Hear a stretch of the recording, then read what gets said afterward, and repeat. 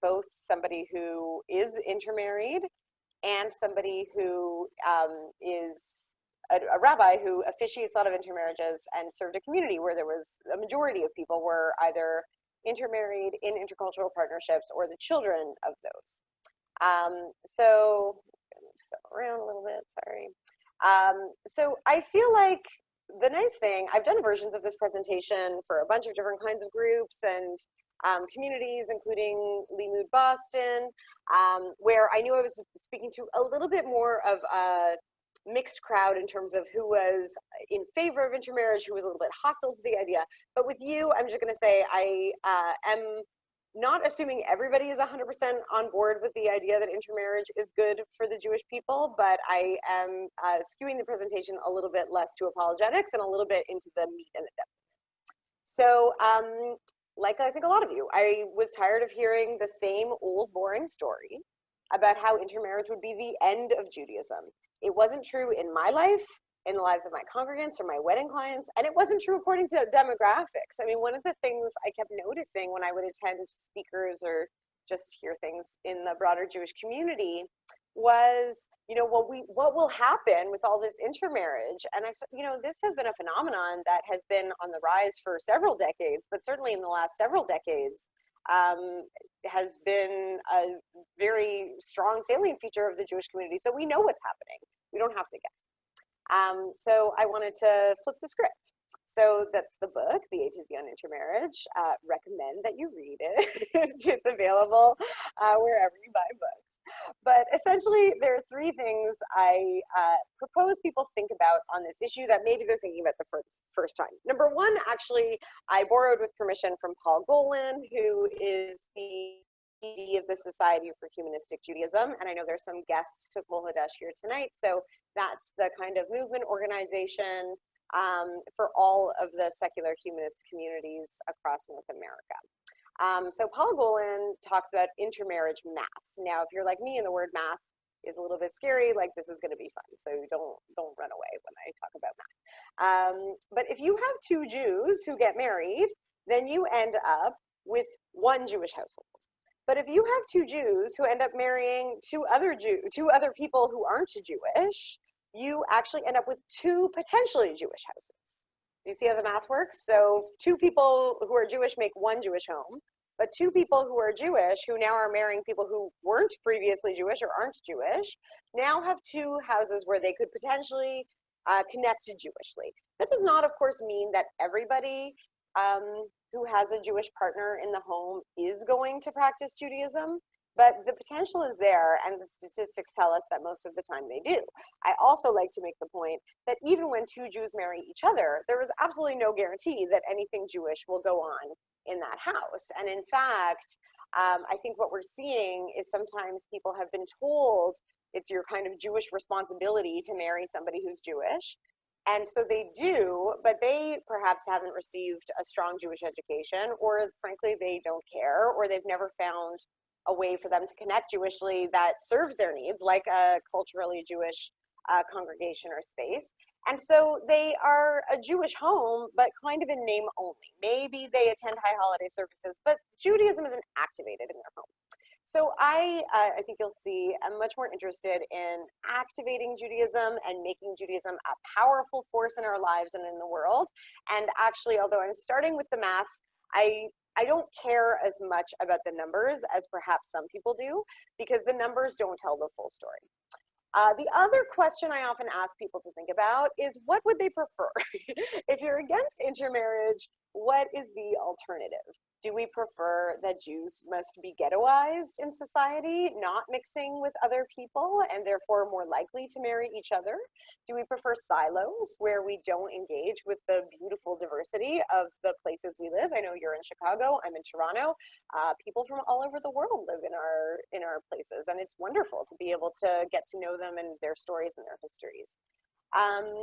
And I know that a lot of people make the argument that because of anti-Semitism, and perhaps more recently we can see an uptick in its expression, that it's, you know, we might want to be more insular because we fear external threats. But in fact, I believe that anti-Semitism is more likely to go away when Jews are joining families of people who aren't Jewish. It's hard to hate people who become your family members and who perhaps you actually will come to love.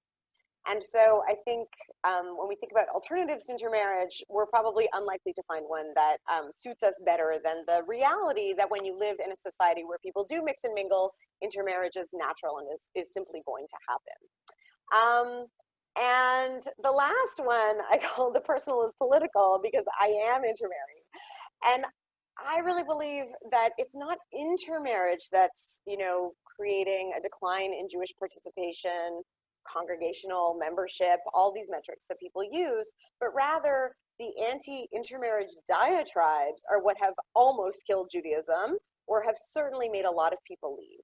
Put another way, let's just do good Judaism and stop telling people who to love and what to do.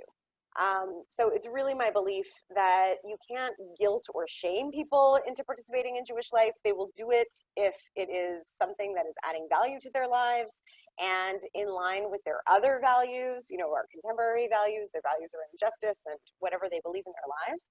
And if we do Judaism well, we're more likely to have people want to connect, regardless of who they love and who's in their family.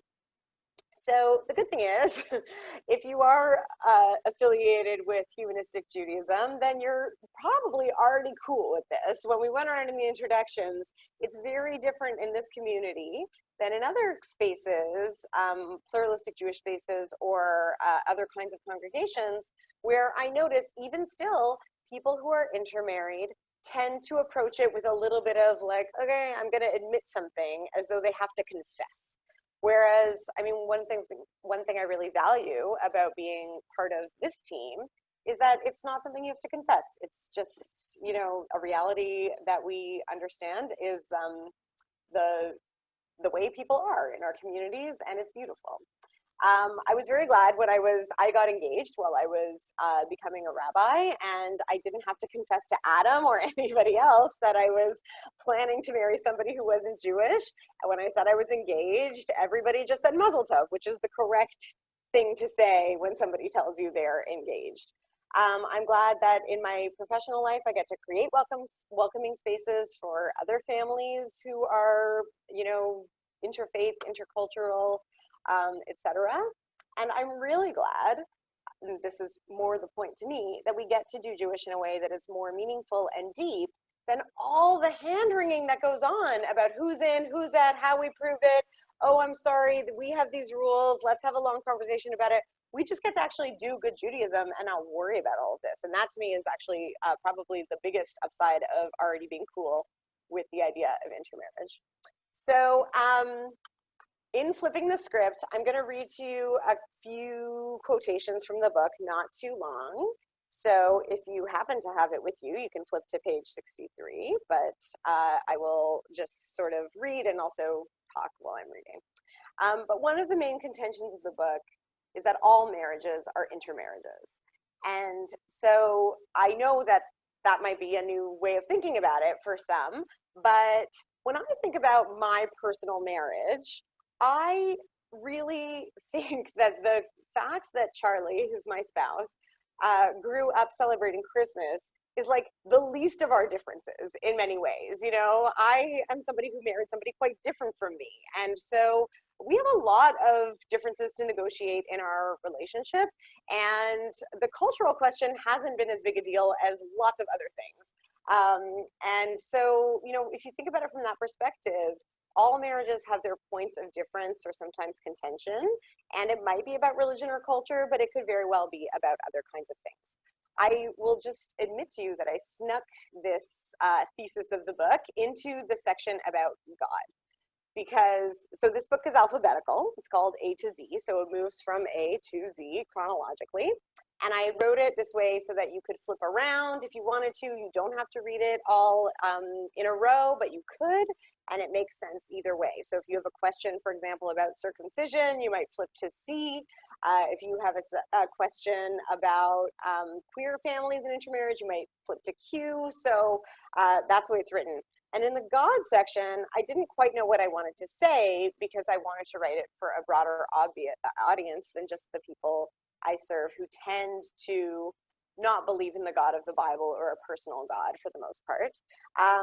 So I spoke about two Jews who don't consider themselves secular or humanist, but had a disagreement over their child's bar mitzvah. And so the father was a Shabbat-keeping conservative Jew who wanted traditional liturgy, and the mother was skeptical of the language of prayer, was raised Reform, but really was secretly a secular Jew. She just didn't really identify that way. And they really couldn't agree on this bar mitzvah. They could not agree on what the content would be, who was allowed to be called up to read from the Torah. It was very, very messy. And in this instance, this was a story that my editor heard, and she said, I think we should put it in the book in the section where you say all marriages are intermarriages, because it really drove home the point for her that this was a Jewish couple that had to negotiate and navigate some of the things that we think only intermarried people have to talk about. So questions of God and belief come up. Sometimes people say that it is easier to have an intercultural relationship than an interfaith one. So for example, I would consider myself in an intercultural relationship because I am married to somebody who's an atheist. Nobody prays in my house. So we have to negotiate things like Jewish holidays and Christmas, but we don't have to negotiate things about faith or prayer in our particular home. But there are certainly successful interfaith couples, intercultural couples, and that's why I use the word intermarriage as a kind of larger umbrella. I do talk about demographics in the book a little bit because I know some people like to know what the facts are. And so I quote from both the Pew Survey on American Jewish Life in 2013, as well as a large-scale Canadian Jewish population survey that happened 2018, but just came out last year. And both found that in the majority of homes where there was one Jewish spouse and one spouse who wasn't Jewish, some Jewish practice is happening. And the some part freaks people out because they think maybe it's watered down, maybe it's not enough. But again, I remind you that there are plenty of just Jewish homes where it's very watered down, the kind of Judaism that they're doing. And sadly, none of the population surveys really get into those questions of depth in any real way. But we know that the majority of people who are in intercultural or interfaith partnerships are doing Jewish in some way, teaching Judaism to their kids. And I think that that should be very hopeful and something that we think of as combating the narrative we've heard that intermarriage will lead to a decline in people who identify as Jewish. And finally, on page 86, if I have another thesis of the book, it's here under the J is for Joy section. And I say essentially that we all need less oi, more joy. I even made a mug that I drink my coffee out of every morning that says more joy, less oi, because I think all of us need that reminder, and really, especially now. There are wonderful things in our lives, and it's easy to focus on the harder stuff. But in life and in marriage and in family dynamics, if we can focus on what we do share, on the joy we're able to bring each other, then we're going to be much better off than we just focus on the points of contention and difference. So this is the last thing I'll say, and then maybe we'll come to the poll, if that's okay. So the book was, the publisher, University of Toronto Press, made all these pretty slides. I didn't do that. But this was the last wedding I officiated until very recently. This was in mid-March. And I know lockdowns and stuff happened in different places at different times. But for us, this was just about a week after we were told that we weren't allowed to hold large gatherings and people started sort of really seriously distancing. And it was March, it was cold outside, and this couple had planned a very large wedding, a 400-person wedding or so. The person, that I see on my right, the man is Jewish, the woman is Filipino and a practicing Christian, and they not only are negotiating the intermarriage stuff, but they had to negotiate canceling their wedding. So this was just their parents are there sort of distanced from each other. I'm with them under the gazebo. Everybody sanitized everything before we signed documents, and they were live streaming the wedding for all those guests who were supposed to be with them in person. And I just love this photo because they're so happy. And so I just think it's a reminder that like we can choose to focus on the bad and what's hard, or we can choose to focus on the joy. And I'm delighted when the couples I serve choose to focus on the joy. So I'm gonna actually stop my share, and Adam, let's see what people wrote in the poll. Okay. So some of the worst things we've heard people say about intermarriage: it's like another Holocaust. Your grandmother must be rolling in her grave, but non-Jews are all anti-Semites. 80% said, how can you raise children as part of two religions? They'll just be confused or become sociopaths. And I'm not racist, but so we hear all those things. I have counter arguments for lots of those things, some of which I've already talked about. But the one about being confused, I feel like is one that I write about in the book directly. I tell the story of when I was studying in Israel. There were people I knew from my master's program here, which I did in Toronto at York University, and they had just moved to Israel, and so we decided to meet up for coffee. I didn't know them well, and I had just been married 6 months earlier. And they asked me about my wedding and who officiated. It was actually Rabbi Miriam Jarris. Some of you may know her. And so we were talking about it. And then I think, I can't remember all the details, but I think they asked me if he was Jewish. But one way or another, it came up. And I said no. And they said, well, then I hope you don't have children because the children of intermarriage are really effed up. And I talk about in the book, like, what a shocking thing to say to somebody who is, I'm already married, like, you're not going to stop it. But as a kind of newsflash to people, when somebody says they're engaged and people respond by being like, you can't marry somebody who's not Jewish, they never break up. I have never heard a story where trying to convince someone not to marry someone they love because of intermarriage has ever worked. It's just not going to work. All you're doing is making it hard and creating divisions, sometimes in your family. And it's very sad to me. In this case, these weren't people I particularly cared about. What saddened me about it was that they had been empowered by their Jewish community to treat other Jews that way, which to me really goes against so much of what we talk about in Judaism. So Adam, do you want to put up the next poll? Okay, so what benefits of intermarriage do you think are most profound or important? And some of these I think are meant to be sort of more funny and some perhaps more serious. Favorite. There was a question that came up in the chat earlier, and that is, do you think that the experience is different for women who intermarry versus men who intermarry?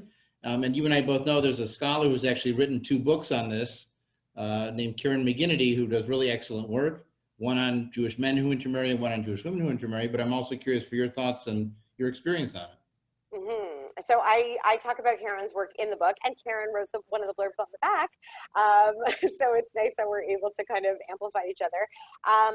So her work reveals that there is quite a large gender difference in terms of some people feeling by gender that they are marrying out of Judaism, and some feeling that they're marrying in.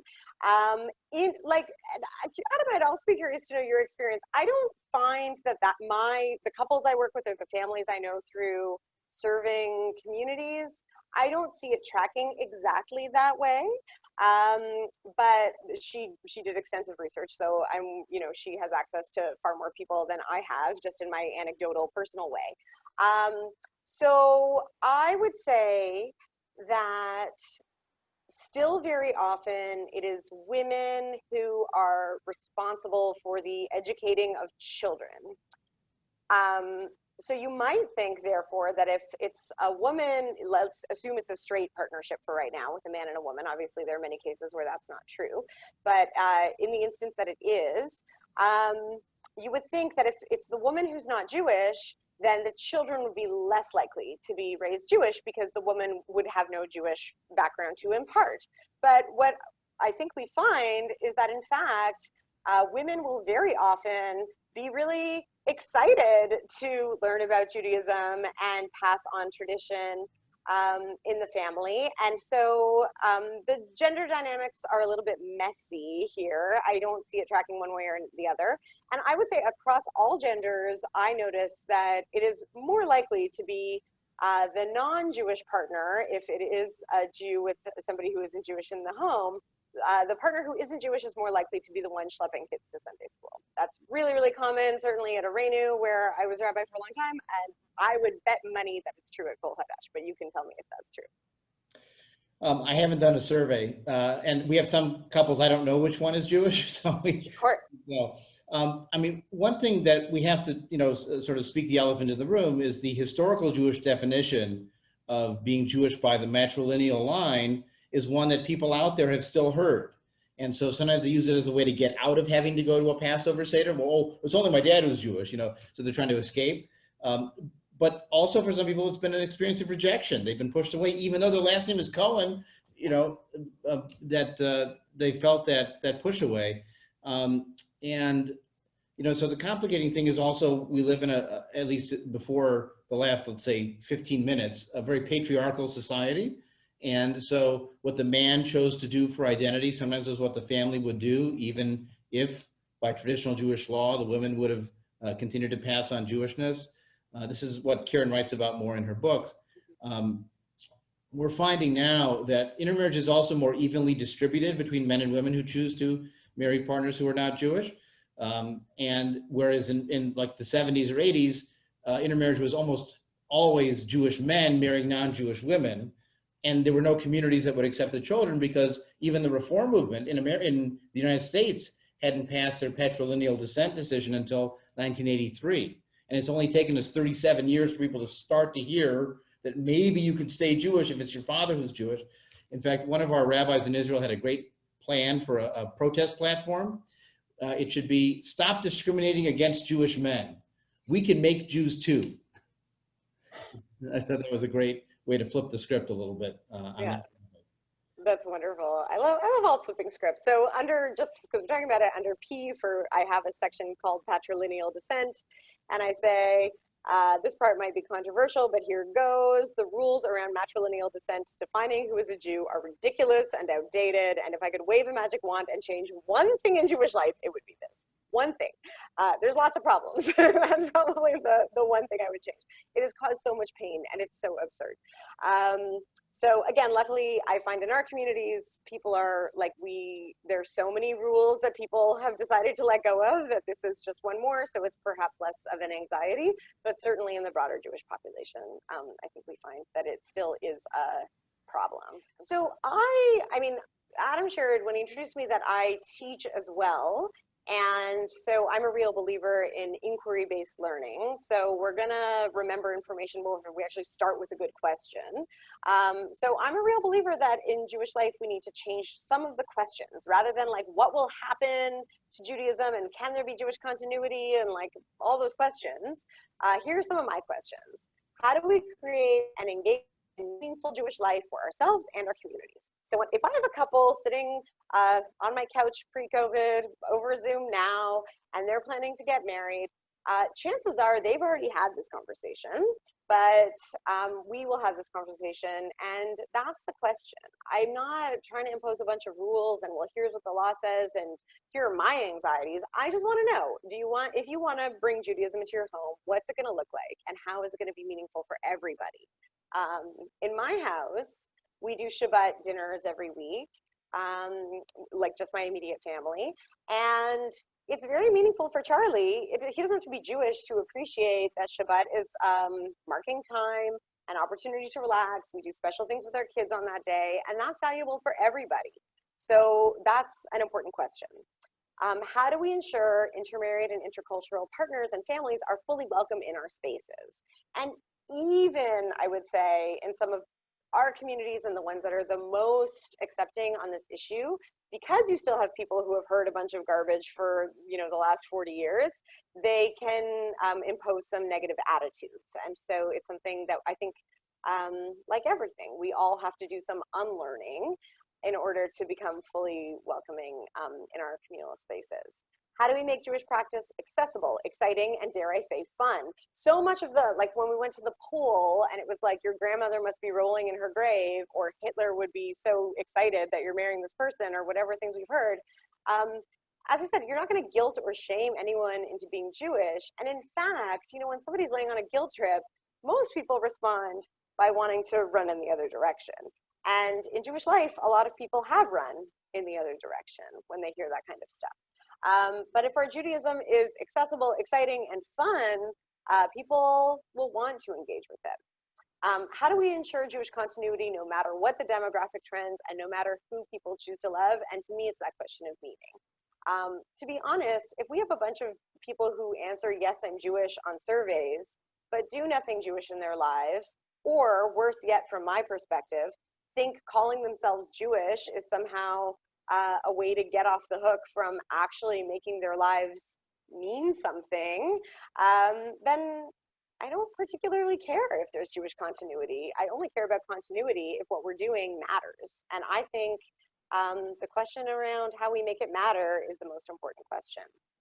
I think we have to make up for some of the hurt the old narrative has caused. So even though I have never in my life said to somebody that they shouldn't be in the relationship they're in, or that I'm in any way judging their relationship, I know they've heard it from others. And because I'm a Jewish professional, I sometimes apologize on behalf of other Jewish professionals or people in their Jewish communities who have caused harm. And so I think all of us can think about how we can make up for some of the hurt. And also, if we've been hurt, how we let go of that. And then what's our narrative, our mission statement going forward? So for me, it's that kind of more joy, less oi around this and lots of other subjects.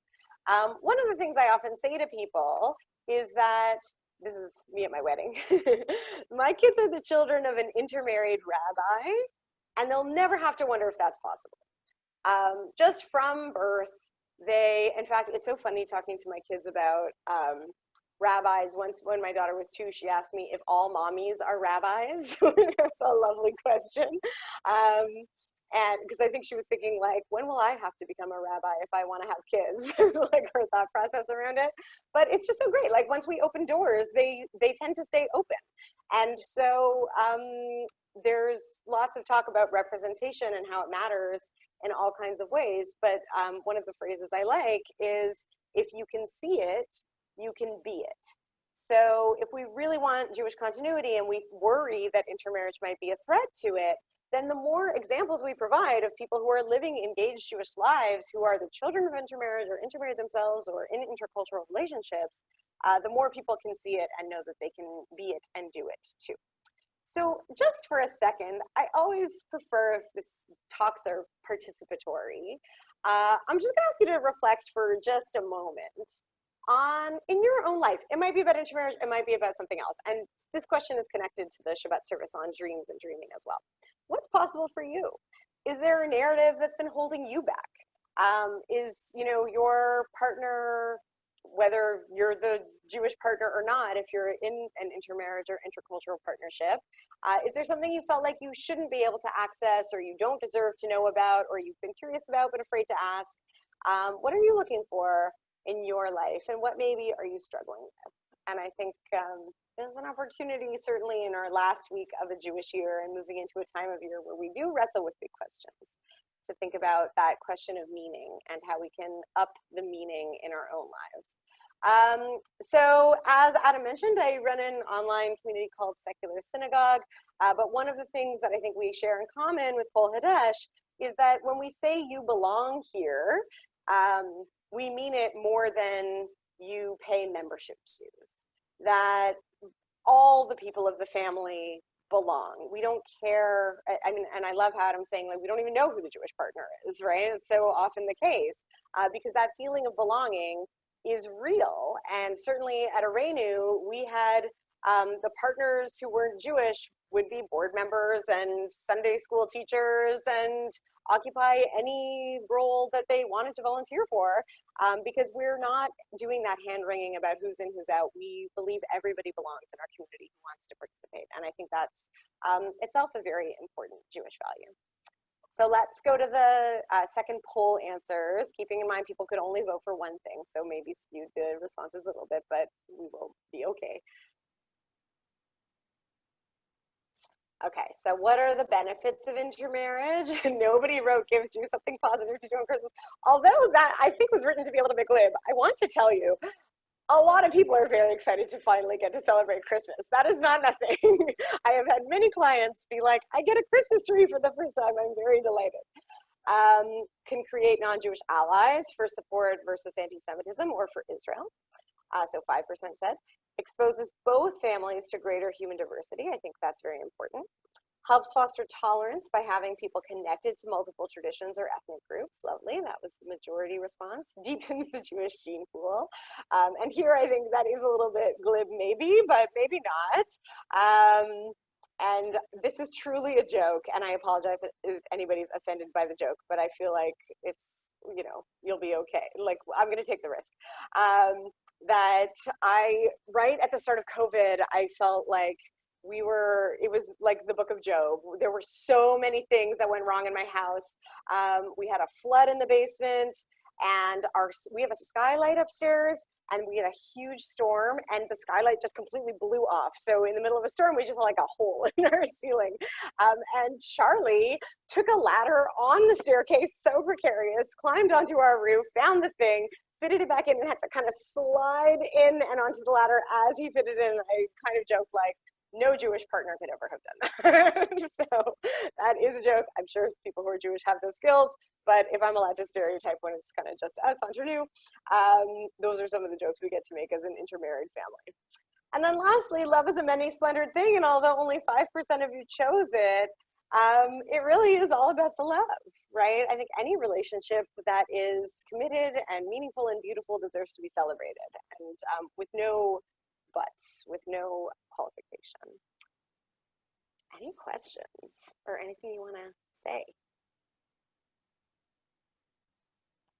I again prefer if you just raise your real hand. Victoria?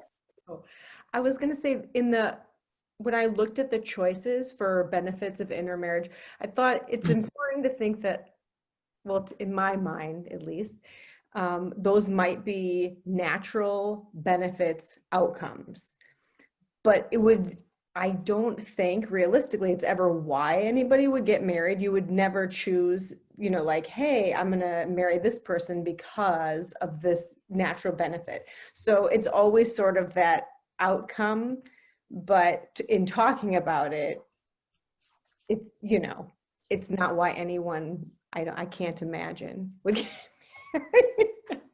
No, I'm sure you're right. I would say it's just, as we're trying to flip the script, talking about benefits is nice because so much of what we heard is the costs, right? Why it might be hard, why it might be challenging. So it's nice to look at the upside. But you're right, of course, very few people are thinking about those things when they choose a partner. They're thinking about all the things we should be thinking about, right? Somebody who is fun and makes us laugh and teaches us and challenges us and all of that good stuff. And I often also make the point that people who are not intermarried sometimes make it seem like it's all we think about. And of course it's not. I don't wake up in the morning thinking, oh, I'm intermarried, I better like really work on that today. You just kind of have your relationship and your family and your house and your life, right? And some of these things of course arise, but most of the time you just get to do it. Adam, did you want to say something? Yeah, and also there was a comment in the chat box that they would have chosen all of the above, other than the first glib one, just because they're all appropriate and accurate. The other comment I wanted to make was that, you know, you don't just marry a non-Jew. First of all, the whole category of non-Jew is totally erasing of 99.8% of the world, which is sort of a useless approach. So sometimes we'll say people of other heritage or Jewish adjacent or, you know, partners of Jews or Jews and the people who love them, you know, coming up with other phrasing for that. But as you say, you don't go out to marry. I mean, I know Victoria didn't marry John just for the wonderful clothing and food that came. But the other thing that happens is you meet a real person and you fall in love with an individual. And so a lot of the family opposition to intermarriage is in theory. And then they meet Charlie and he's wonderful and he's smart and he has good values and he's a real person. And so it's a very different dynamic.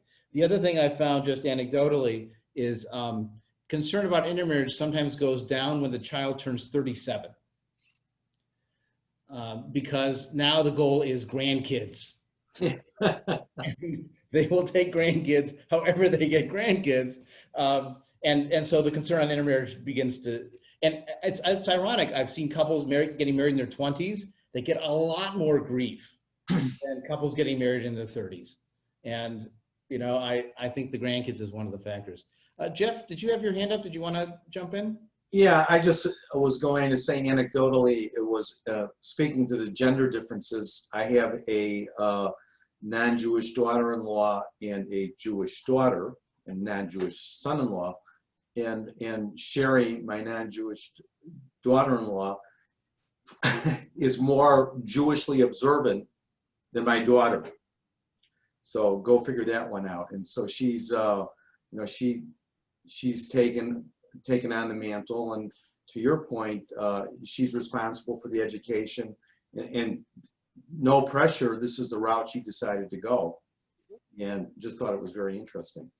Yeah, I mean, it's lovely. It often surprises people, but it doesn't surprise me, because that is something I've seen time and time again. Thank you for sharing your family's experience. Sure.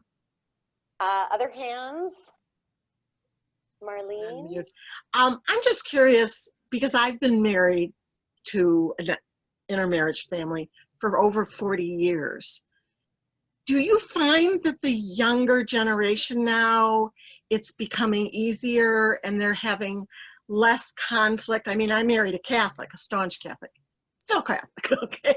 He's never really, he had no problem with, he sees Judaism in a very strange way, but he never took part in it.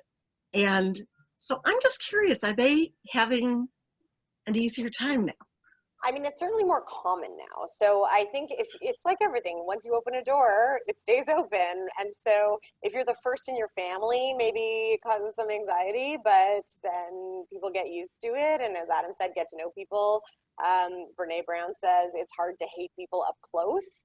And so I think, yeah, I think just by virtue of the fact that it's so much more common, it's probably easier for some people, but it varies family by family. I recently received an email from somebody who I didn't know. He sort of found me, I think, via my book, just Google searching around the topic. And he is a conservative Jew. And he said, my daughter is engaged to somebody who's not Jewish, and I'm planning to never speak to her again. I said, I think that's very sad. And I think that, you know, I would encourage you to re-examine your values, or your Jewish values and your other values.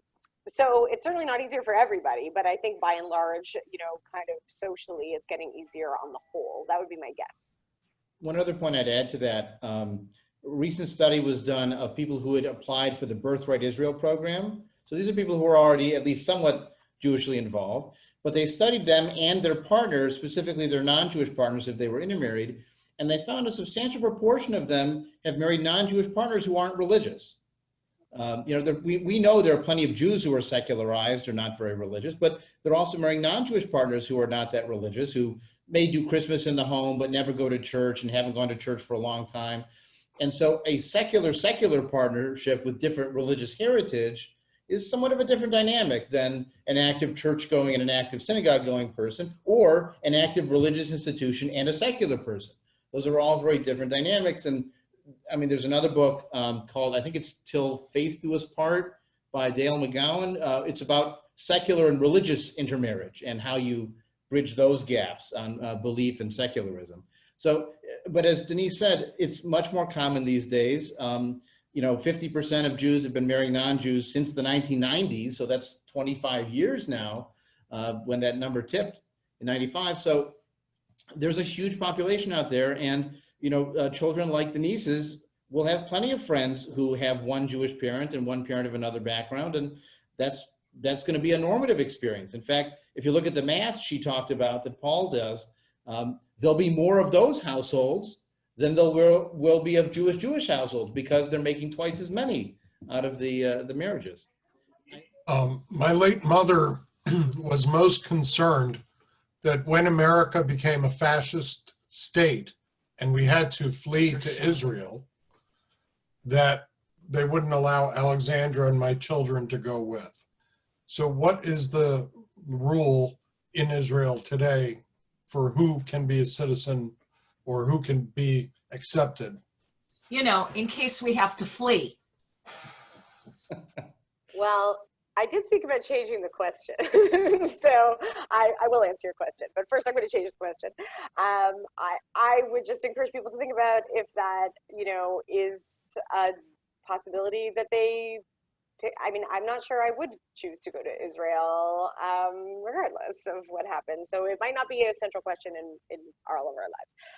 I believe, Adam can correct me if I'm wrong, that people who are not Jewish according to Jewish law right now and who have not converted with a recognized conversion would not be accepted, but would be able to apply for immigration the way people can apply otherwise. Right. So there's a distinction between being able to enter the country, which is allowed to not only born Jews, but also spouses of Jews, children of Jews, even grandchildren of Jews. They basically took the Nazi Nuremberg laws and said, if you suffered under them, you can get here as a refugee.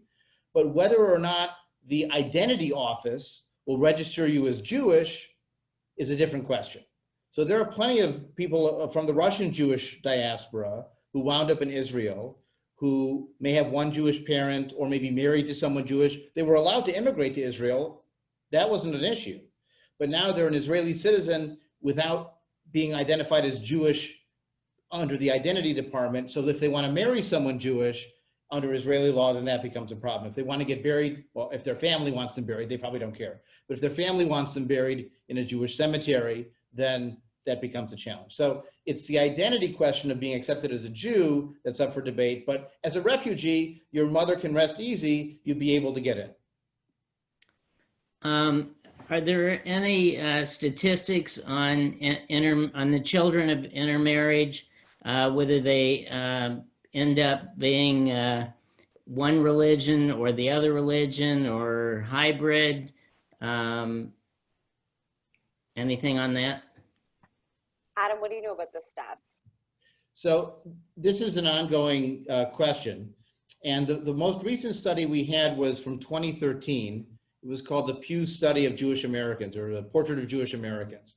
And there, they were looking at both how did adult children of intermarriage identify and how were kids being raised now. And if you went back 20 years to the 1990s study, a much greater percentage of kids are being raised with some Jewish identity now than they were before. Denise mentioned it was like 62% if you added up Jewish by religion, Jewish by culture, and partly Jewish and partly something else. So those three categories together was 60% of the kids of intermarriage getting raised at least somewhat Jewish. Now, we also have to remember, you know, who the adult children of intermarriage are now and what their family's experience was like. You know, if they are, let's say, 30 years old now, that means they were born in 1990. That means their parents were married in 1985 or earlier. And so the reform movement had just allowed Jewish men to be the parents of children that would be accepted as Jewish. It was almost impossible to find a rabbi who would officiate at the wedding, no matter which partner was Jewish. I mean, our Rabbi Emeritus Daniel Friedman, in his 40-year active career, did 3,500 weddings because he was one of the only rabbis in the Chicago metro area who would marry partners where one was not Jewish. So it was in a world where it was almost impossible to find a rabbi who would marry you. You did have parents much more commonly who would sit Shiva or would ignore you or say terrible things. You had almost no congregations that would accept you as members, certainly wouldn't accept the non-Jewish partner as a member or allow them on the bima for a bar mitzvah or list them in the directory or publish a birth announcement for the grandkid if the wrong parent was the Jewish one in the grandparents' congregational news. In that world, what are the odds that people would stick it out and raise their kids actively Jewish? I mean, as Denise said, we made the problem by the way we reacted to the reality. Now, they found over the last 10 or 15 years, when we've seen that the intermarriage rate stays up, and we have to change the choices that couples are making, and that means changing the environment in which they're making them. And they found in San Francisco, in Boston, a number of other communities that have done better outreach work, better welcoming work, better community development and how to welcome intercultural families, spending federation dollars on reaching intermarried families where they are. They've seen, again, even better results than the national average for intercultural families raising their kids at least somewhat Jewish. But we're not going to see the effects of that in how the kids identify for another 10 or 15 or 20 years. I'm optimistic that this will actually lead to a great growth in the we're used to always going down, but this is going to lead to a great growth in the American Jewish community because more and more people of mixed heritage are going to emphasize the Jewish part of who they are. One last thing. But we in the Jewish community not only have to do a better job of welcoming their families, but we have to expand our concept of what it means to be Jewish and. Because these families don't feel like they have to choose one identity or the other. They feel like they can be connected to both, whether it's calling it their religion, calling it their religious heritage, saying my mom is this, my dad is that, however they do the math. They don't feel like they have to pick one side or the other. And so if we demand they have to pick, if we say being half Jewish is like being half pregnant, like either you are or you're not, then they're going to say, well, I'm not picking you. They're going to go somewhere else with their sense of identity and looking for community. If, on the other hand, we accept that you can be Jewish and other categories of identity, and also Jewish and maybe connected to another religious tradition, and if you want to celebrate the Jewish part of who you are, then come to us, then I think we have a much more bright future.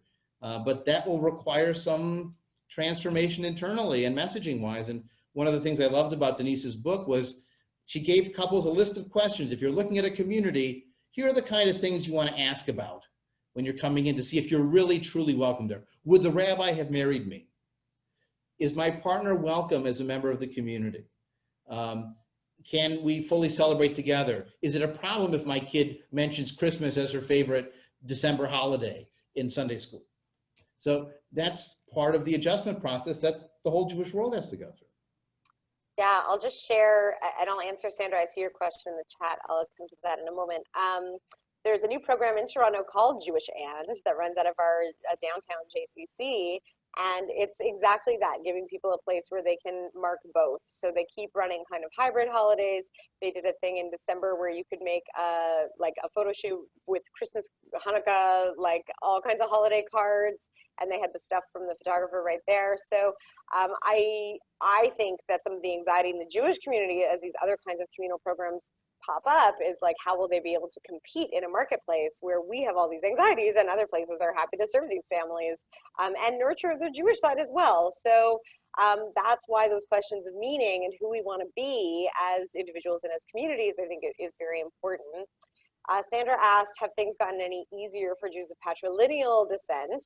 That is very mixed. Yes, if you are somebody in a humanistic congregation or a Reform congregation, theoretically, you are not going to have barriers. It's going to be not a big deal. In other movements, it remains a very big deal.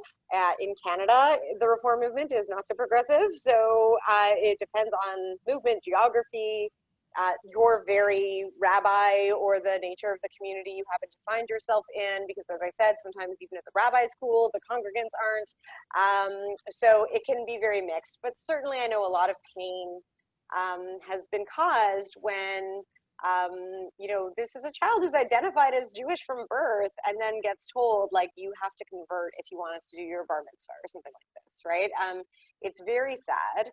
And it's unnecessary. I mean, it's just ridiculous. That's why I said in the book, like, I can't think of anything we spend time on that is more absurd and ridiculous. Let's just, we've changed lots of rules. Let's change that one.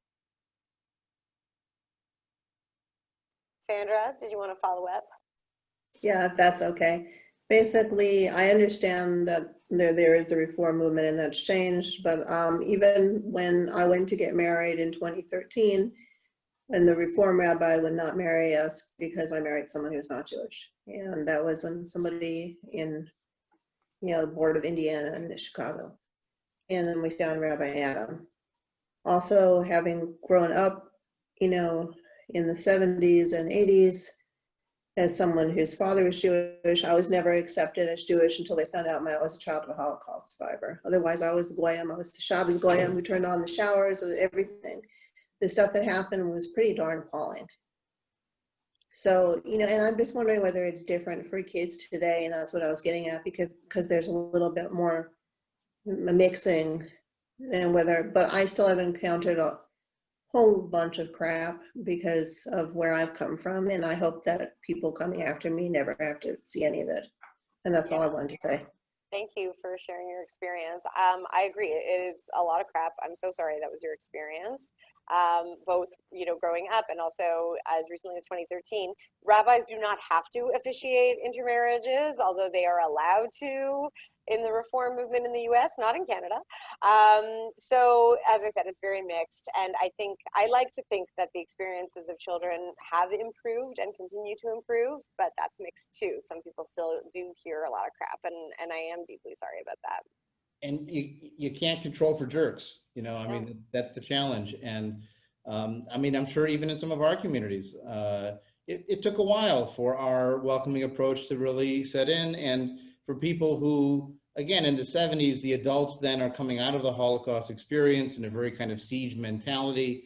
And so, you know, high barriers sometimes is the response to that. But one of the challenges I find in listening to Denise's programs is I agree with everything she says. And one of the best things she says in the book is that you don't get to complain about high barriers and not enough Jews. You know, if we want more Jews, let's lower the barriers, let's welcome people in, and then there'll be more of us, and we can get on to other things instead of counting all the time. Yeah, it makes me nuts that the two dominant narratives in the broader Jewish community, there are two, and they completely contradict each other. One is, so-and-so isn't Jewish enough, intermarriage is bad, your conversion doesn't count, you're not a real Jew, that's one. And the other is, why isn't there anybody coming to shul? Like, it's insane, you know? And so partly the book was for the broader Jewish community. Yes, it's a how-to, and it's for families who are touched by this issue, and I hope it's practical and useful, but it also was really about flipping the script because it has been so painful. Kind of to close, I was going to share, you know, proving the all marriages or intermarriages thing that I, like I'm sure lots of people have in their families of origin. I'm very, very different from both of my brothers in lots and lots of ways, lifestyle, politically, all kinds of ways. And so I married Charlie, and 2 weeks later, my brother married a woman who calls herself, what does she call herself? Like traditional, but not religious or something, like one of those terms that I still don't fully understand. She was raised in Israel. She, you know, keeps kosher. She does believe in God, but they rarely go to synagogue or kind of do a lot that's Jewish besides just getting together for Friday nights with her family. But at that wedding, some of these things sort of really came into harsh relief because they had all of these Jewish things associated with their wedding. But the way they did it, the way the families came together was hard and difficult. And I think for my mother, who probably would have originally preferred that I married somebody Jewish, she sort of learned that like all marriages are intermarriages, and the bringing together of two families can be fraught for all kinds of reasons. And one of the things that happened was that their Orthodox rabbi, when they got married, wouldn't allow Charlie, my husband, under the chuppah because he isn't Jewish. And so it was a whole family thing. And I said, look, it's your wedding. I'm not going to make a big deal about it. But again, to me, I think this is a values question. Is your value that your whole family should be under your chuppah standing with you? Or is your value that some rules that people made in Jewish life should be more important? And for her, the rules were more important. And actually, that's okay. But those are not my values. And so to end, I usually just like to say the section I think is most important in the book is the V is for values. And whatever your experiences have been and whoever you might be in a relationship with, I always tell my couples and the clients I work with, if your home is built around your values, then you'll be okay. It's tied to the meaning question as well.